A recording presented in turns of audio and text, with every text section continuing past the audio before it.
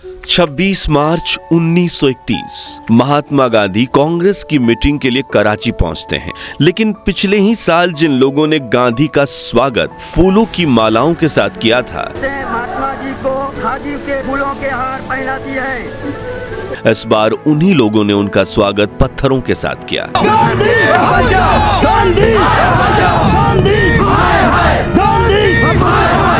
अक्सर गांधी जी का सम्मान किया जाता था, लेकिन इस बार हर तरफ सिर्फ गांधी मुर्दाबाद के नारे गूंज रहे थे। सिंह अमर रहे, भगत सिंह अमर रहे, राजगुरु अमर रहे, सुखदेव अमर रहे। देश भर में ब्रिटिश हुकूमत और कांग्रेस के खिलाफ विरोध की आग फैलने लगी। जगह जगह हिंसक दंगे भड़क उठे, दुकानें बंद करवाई गईं और हर तरफ सिर्फ एक ही नारा गूंज रहा था, इनकलाब जिंदाबाद। और जनता में यह आक्रोश था भारत के सबसे महान नौजवान क्रांतिकारी की शहादत का, जिन्हें ब्रिटिशर्स ने 3 दिन पहले 23 मार्च 1931 के दिन फांसी पर चढ़ा दिया था। हम बात कर रहे हैं शहीद वीर भगत सिंह की, जिन्हें ब्रिटिश हुकूमत भारत का सबसे खतरनाक क्रांतिकारी मानती थी, जिनका नाम सुनकर अंग्रेज थर थर कांपने लगते थे, जिन्होंने ब्रिटिश हुकूमत के खिलाफ न सिर्फ हथियार उठाए बल्कि अपनी कलम से देश भर के युवा क्रांतिकारियों में स्वतंत्रता को लेकर एक नई उमंग पैदा की।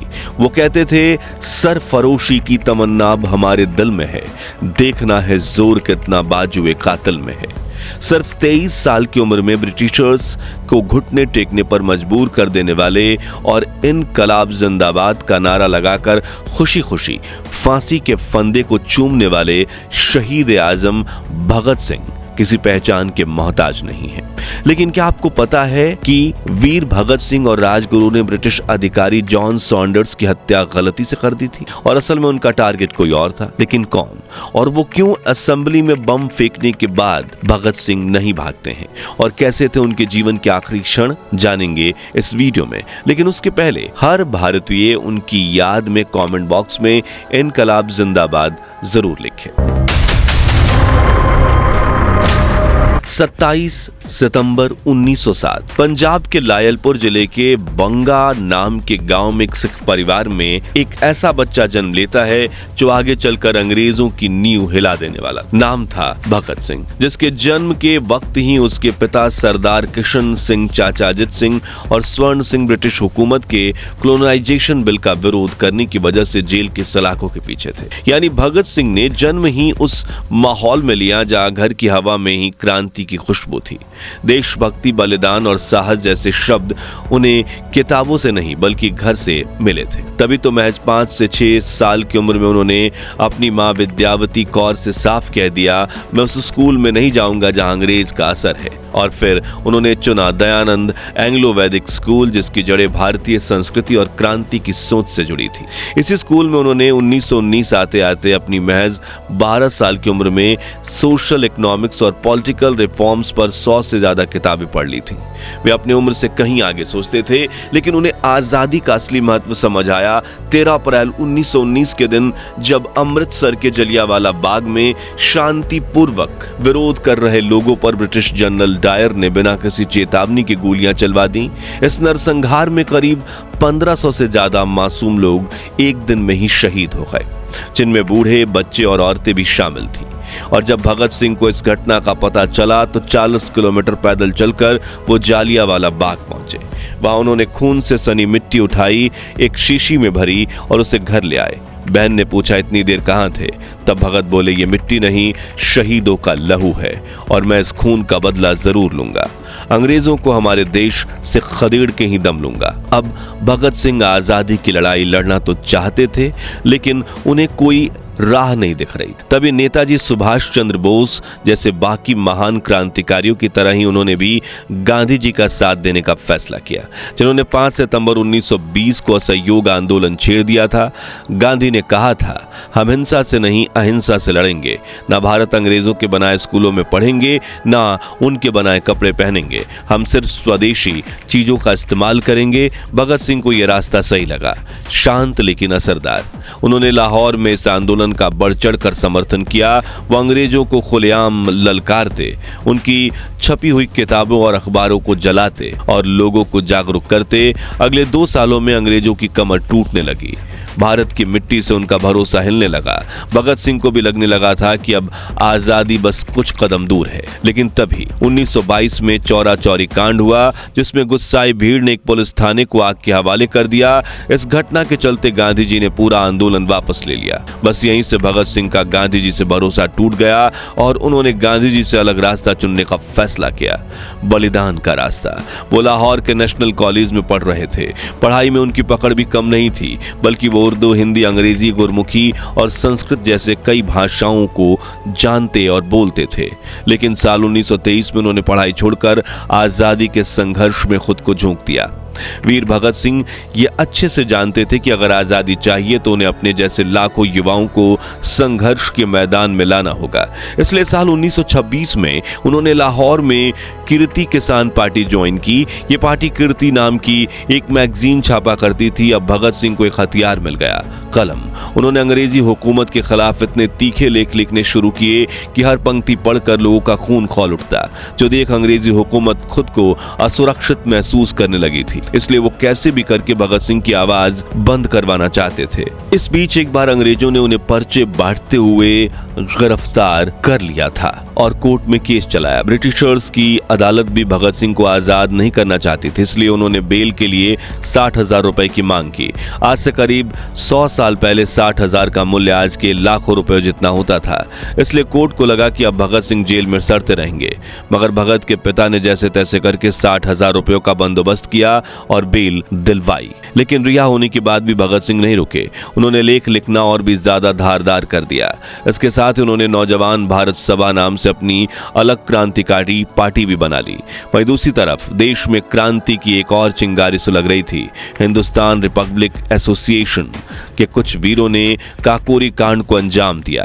अंग्रेजों की ट्रेन लूटी ताकि उससे मिली रकम से हथियार खरीदे जा सके। लेकिन बदले में अंग्रेजों ने अपना असली चेहरा दिखाया। राम प्रसाद बिस्मिल, अशफाकुल्ला खान और 2 साथियों को फांसी पर चढ़ा दिया गया। बाकी 16 क्रांतिकारियों को आजीवन कारावास में डाल दिया गया, जो देखकर भगत सिंह का मन और बेचैन हो गया। एचआरए के प्रमुख वीर चंद्रशेखर आजाद से वो मिलने पहुंचे और अपनी पार्टी नौजवान भारत सभा को एचआरए से जोड़ने की बात रखी। चंद्रशेखर भी भगत सिंह के इस प्रस्ताव पर सहमत हुए और दोनों पार्टीज का विलय कर दिया गया और यहीं से जन्म हुआ भारत के सबसे क्रांतिकारी संगठन हिंदुस्तान सोशलिस्ट रिपब्लिक एसोसिएशन का। उसी साल भारत आया साइमन कमीशन, एक ऐसा आयोग जो भारत पर फैसला लेने आया था, लेकिन जिसमें एक भी भारतीय नहीं था। लाहौर में जब इसका विरोध हुआ तो नेतृत्व कर रहे थे लाला लाजपत राय। तभी ब्रिटिश एसपी जेम्स स्कॉट ने प्रदर्शन को कुचलने के लिए लाठीचार्ज का आदेश दिया। उसने खुद लाला जी को निशाना बनाया और उन्हें तब तक पीटा जब तक वो लहूलुहान होकर जमीन पर नहीं गिर गए। तभी लाला जी गरजे, मेरे शरीर पर पड़ी हर लाठी ब्रिटिश राज के ताबूत में कील होगी। और 17 नवंबर 1928 को वो शहीद हो गए। इस घटना ने पूरे देश के क्रांतिकारियों को झकझोर दिया। 10 दिसंबर को लाहौर में गुप्त बैठक हुई, जिसकी अगुवाई दुर्गा भाभी ने की। वही फैसला हुआ कि अब बदला लिया जाएगा और ये जिम्मेदारी भी ली भगत सिंह, सुखदेव और चंद्रशेखर आजाद और जयगोपाल ने। स्कॉट को मारने की योजना बनाई गई, जगह तय की गई, गाड़ी नंबर भी मिल चुका था और जयगोपाल को पहचान की जिम्मेदारी दी गई, जो थाने के बाहर तैनात था। लेकिन मुश्किल ये थी कि उसने स्कॉट को कभी देखा ही नहीं था। उस दिन किस्मत ने करवट ली। स्कॉट छुट्टी पर था, उसकी मां इंग्लैंड से आ रही थी और वो उसे लेने स्टेशन चला गया। तभी थाने से बाहर निकला दूसरा अंग्रेज अफसर, assistant SP JP Saunders. Jaigopal ने उसे स्कॉट समझ लिया और इशारा कर दिया। भगत सिंह और राजगुरु तुरंत मौके पर पहुंचे। जैसे ही सॉन्डर्स अपनी मोटरसाइकिल स्टार्ट कर रहे थे, राजगुरु ने जर्मन माउजर से उन पर गोली मार दी। भगत सिंह चिल्लाते रहे, नहीं ये स्कॉट नहीं है, लेकिन तब तक बहुत देर हो चुकी थी। फिर भगत सिंह ने भी 3 गोलियां चलाई और सॉन्डर्स वहीं ढेर हो गया। पूरा शहर दहल उठा। सॉन्डर्स की हत्या की खबर आग की तरफ फैली। हर नौजवान के दिल में भगत सिंह और उनके साथियों के लिए इज्जत और जुनून बढ़ने लगा। इधर ब्रिटिशर्स लाहौर में भगत सिंह को पागल कुत्तों की तरह ढूंढ रहे थे। ऐसे में वहां से निकलना जरूरी था। तभी उन्होंने दुर्गा भाभी से मदद मांगी। उन्होंने एक जेंटलमैन का वेश बनाया। दुर्गा देवी उनकी बीवी बनी और राजगुरु नौकर। फिर तीनों लाहौर से ट्रेन में बैठकर कलकत्ता पहुंच गए और फिर वहां से आगरा। अब उन्हें ब्रिटिशर्स के खिलाफ एक और बड़ा कदम उठाना था। उन दिनों असेंबली में 2 बिलों पर चर्चा होनी थी। पहला था पब्लिक सेफ्टी बिल, जो सरकार को बिना मुकदमा चलाए किसी को भी गिरफ्तारी करने का अधिकार देता था। दूसरा था ट्रेड डिस्प्यूट बिल, जिसमें मजदूर संगठनों को हड़ताल करने की मनाही थी। ये दोनों बिल सीधे सीधे जनता की आवाज को दबाने के लिए लाए जा रहे थे। भगत सिंह ने इस बिल के खिलाफ आवाज उठाने का फैसला किया। सोचिए, सिर्फ 22 साल का एक नौजवान अपनी मौत की कहानी खुद लिख रहा था। उन्होंने बटुकेश्वर दत्त को साथ लिया और दोनों ने मिलकर लो इंटेंसिटी का बम बनाया। 8 अप्रैल, जिस दिन ये बिल असेंबली में पेश होने वाले थे, भगत सिंह और बटुकेश्वर दत्त खाकी कमीज और शॉर्ट्स पहनकर सेंट्रल असेंबली में पहुंचे। भगत सिंह ने बहुत सावधानी से वहां बम फेंका जहां कोई इंसान मौजूद नहीं था। जैसे ही बम फटा, पूरे हॉल में काला धुआं फैल गया और भगदड़ मच गई। उसी वक्त दर्शक गैलरी से पंपलेट उड़ने लगे जिन पर लिखा था, बहरों को सुनने के लिए ऊंची आवाज की जरूरत होती है। इसके बाद दोनों ने जोर जोर से नारे लगाए, इनकलाब जिंदाबाद और लॉन्ग लीव प्रोलेटेरिएट। उस वक्त वहां भगदड़ मच गई। लेकिन सबसे चौंकाने वाली बात यह थी कि ये दोनों भागे नहीं, बल्कि खुद को ब्रिटिश पुलिस के सामने गिरफ्तार करा दिया। भगत सिंह जानते थे कि यह गिरफ्तारी उनके जीवन का अंत बन सकती है, लेकिन वो पीछे नहीं हटे। उनका मानना था, मेरे खून का एक एक कतरा इनकलाब लाएगा। गिरफ्तारी के बाद भगत सिंह पर असेंबली बम केस और सॉन्डर्स हत्या को लाहौर कॉन्स्पिरेसी केस चलाया गया। जब तक फैसला नहीं आया तब तक उन्हें जेल में रखा गया, लेकिन जेल में रहकर भी भगत सिंह आजादी की लड़ाई लड़ते रहे। उन्होंने सबसे पहले जेल में भारतीय और अंग्रेज कैदियों के बीच हो रहे भेदभाव के खिलाफ भूख हड़ताल की। फिर जेल में रहते हुए 2 सालों में 300 से भी ज्यादा किताबें पढ़ डाली। वो क्रांतिकारी लेख भी लिखा करते थे ताकि जेल के बाहर युवा जागरूक बने रहे। वो कहते थे, राख का हर एक कण मेरी गर्मी से गतिमान है। मैं ऐसा पागल हूं जो जेल में भी आजाद है। फिर आया 7 अक्टूबर 1930, जब ब्रिटिश अदालत ने भगत सिंह, राजगुरु और सुखदेव को फांसी की सजा सुनाई।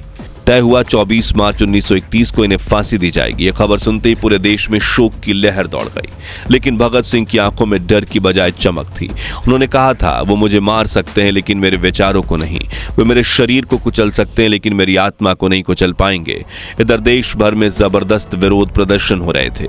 जैसे जैसे फांसी की तारीख पास आ रही थी, देश की जनता और आक्रामक हो रही थी। ब्रिटिश हुकूमत घबरा गई। उन्हें डर था कि कहीं जनता जेल पर हमला न कर दे, इसलिए आनन फानन में उन्होंने फांसी की तारीख एक दिन पहले कर दी, 23 मार्च 1931। जब पुलिस अधिकारी भगत सिंह को फांसी पर ले जाने आए तो वे खुशी खुशी चल दिए। उन्होंने रस्सी बंधवाने और आंखों पर पट्टी डालने से भी मना कर दिया। वो अपनी मां को वचन दे चुके थे कि फांसी के तख्ते पर चढ़ते वक्त इनकलाब जिंदाबाद का नारा लगाएंगे। कांग्रेस सचिव पिंडी दास सोंधी बताते हैं, मेरा घर लाहौर जेल के बिल्कुल बगल में था और जब भगत सिंह ने नारा लगाया इनकलाब जिंदाबाद, तो उनकी आवाज इतनी बुलंद थी कि जेल की दीवारें पार करके सीधे मेरे कानों तक सुनाई दी। इस तरह भारत माता के इस वीर सपूत को वीरगति प्राप्त हुई और उनके इस बलिदान ने भारत के युवा क्रांतिकारियों में आजादी के लिए एक अलग जोश और जुनून भर दिया था। और यह जोश तब तक शांत नहीं हुआ जब तक देश को आजादी नहीं मिली। मित्रों, भगत सिंह की शहादत के बाद देश भर में गांधी जी के खिलाफ खूब नारे लगे, क्योंकि लोगों को लगा कि गांधी जी चाहते तो उन्हें बचा सकते थे। उस वक्त Gandhi ji viceroy Lord Irwin से गांधी इरविन समझौता कर रहे थे, जिसमें कई राजनीतिक कैदियों की रिहाई की बात हुई, लेकिन भगत सिंह, राजगुरु और सुखदेव का नाम उस समझौते में नहीं था। जनता को यह बात चुभ गई। उन्हें लगा कि गांधी जी ने जानबूझकर भगत सिंह को नहीं बचाया, जबकि देश भर में उनकी फांसी रोकने की मांग हो रही थी। इसके अलावा गांधी जी और भगत सिंह के रास्ते भी अलग थे। गांधी जी अहिंसा में विश्वास करते थे, जबकि भगत सिंह ने क्रांति और संघर्ष का रास्ता चुना। शायद यही कारण था कि गांधी जी भगत सिंह की विचारधारा से सहमत नहीं थे और उन्हें रोकने की पूरी कोशिश भी नहीं की। इसी वजह से लोगों का गुस्सा गांधी जी पर फूटा और जगह जगह उनके खिलाफ नारे लगे। तो ये थी शहीद आजम भगत सिंह की कहानी, जो आज भी हमें इनकलाब जिंदाबाद के नारे लगाने को मजबूर कर देती है। अब आप हमें कमेंट में बताइए कि अगर भगत सिंह जीवित होते तो क्या भारत की आजादी कई साल पहले ही मिल जाती, या फिर आप गांधी जी वाले अहिंसक रास्ते के समर्थक। उम्मीद है आपको ये वीडियो पसंद आया होगा। अगर हाँ, तो इसे लाइक और शेयर करके 11,000 लाइक्स जरूर करवा दीजिए और भारत के महान इतिहास से जुड़े ऐसे ही रोंगटे खड़े कर देने वाले वीडियोस चैनल को सब्सक्राइब करके देखते रहिए और पास वाली घंटी नोटिफिकेशन के लिए जरूर दबा दीजिए। जय हिंद, जय भारत, इनकलाब जिंदाबाद।